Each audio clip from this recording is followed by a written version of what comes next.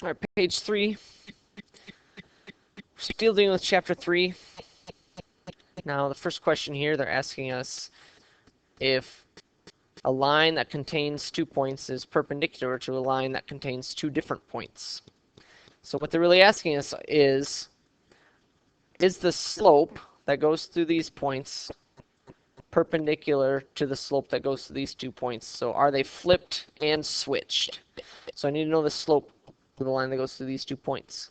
So I'm going to take and subtract my y's. So 3 minus 2 is 1. Negative 4 minus negative 8 is 4. Over here I do the same thing. 10 minus 9 is 1. Negative 5 minus negative 1 is negative 4. So the signs are different, but the fractions haven't been flipped. So no, these are not perpendicular because they're not reciprocals.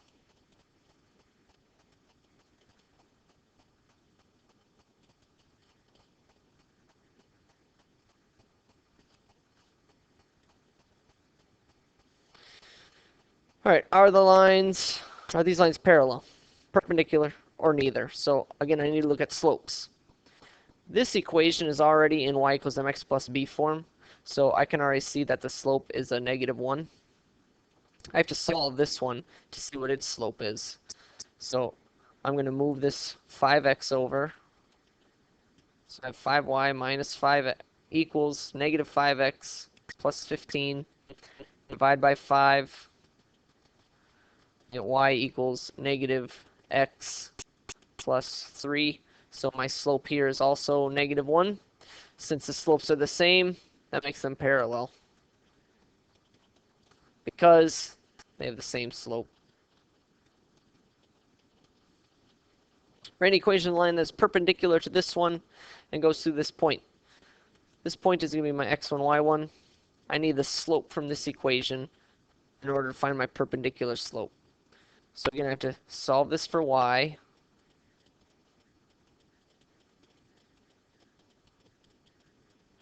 Divide by 5. So the slope of this line is negative 3/5. So my perpendicular slope is going to be 5/3, and it's going to be positive. Now I'm going to write my equation.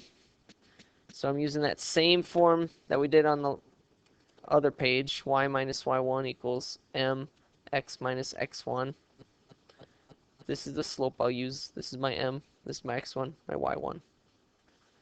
So y minus y1, since it's negative, I'm subtracting a negative, which makes it positive, equals my slope times x minus x1. So minus negative 5 is plus 5. So when I distribute, I get 5/3 x plus 25/3. And then I need to subtract this 6 over. Now I need a common denominator. So negative 6 is the same as negative 18/3. 25/3 minus 18/3. I'm really just subtracting the numerators. So my equation is going to be y equals 5/3 x plus 7/3.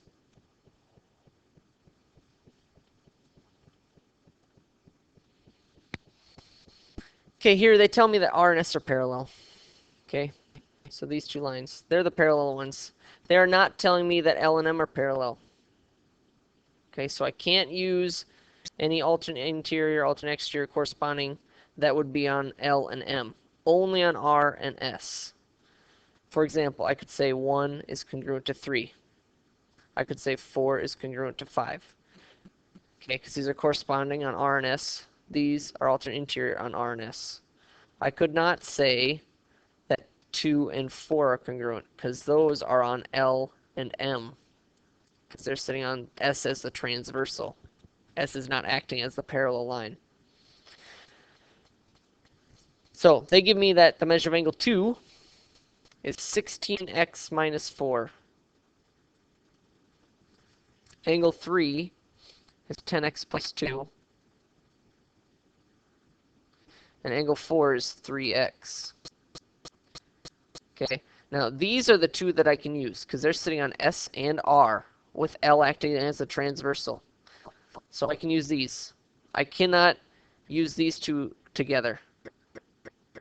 So I need to say that 16x minus 4, okay, is going to add with 10x plus 2 to be 180 because these are consecutive interior angles and they are supplementary.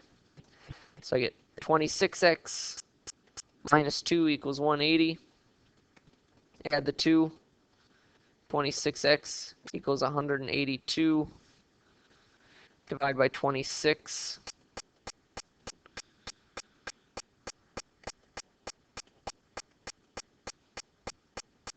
Let's see. Maybe 7, I'm going to guess. Yep. So it goes in there 7 times, so x is 7. But make sure you read the directions. They are asking for angle 5. They're not asking for x. So if x is 7, I need angle 5. Well, angle 5 is going to be congruent to angle 4 because they're alternate interior. Angle 4 is 3 times x, so it would be 21, so that's what angle 5 is.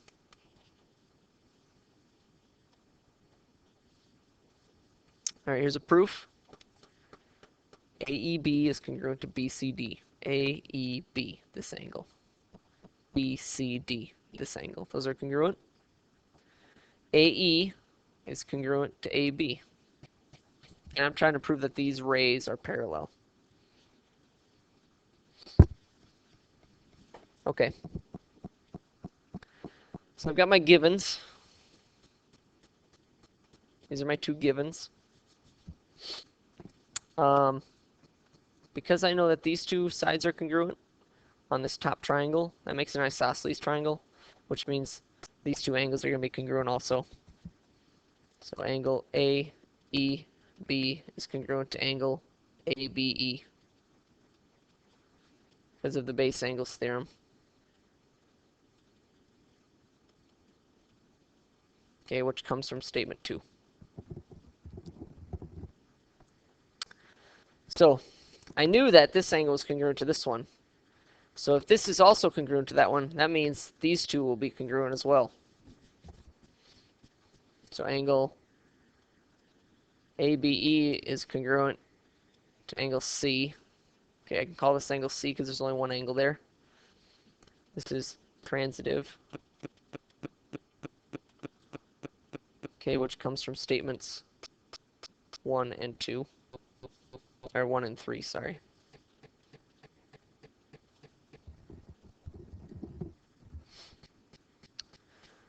Now that these are congruent, if I look at these rays, okay, these would be corresponding angles on those rays. Since they're congruent corresponding angles, that proves that the rays are parallel.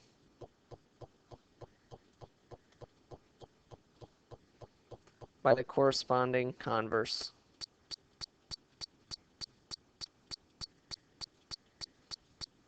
Which is statement 4. All right, 26 actually has a couple ways you can go about it. These lines are parallel, so that tells me that this is 50. Now what I could do here is I could say that this is 70 degrees because it's vertical. And I could use that to find angle 1 because together these two make 120, so 1 would be 60.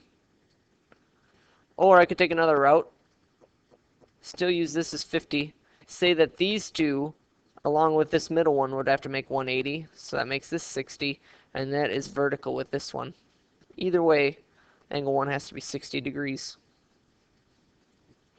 Are these lines parallel? Well, in order to be parallel, we need some corresponding angles, alternate interior angles that are congruent, or some alternate exterior angles that are congruent, or some supplementary consecutive interior. They gave me some congruent angles, but are they corresponding or alternate interior? Well, here would be an example of alternate interior. Okay, this would be another example of alternate interior. And here would be a final example of alternate interior. These are not alternate interior. Okay, because the parallel line itself is not making this angle. This angle is made with two transversals, as is this one. So no, these are not parallel because the congruent angles are not alternate interior corresponding or alternate exterior.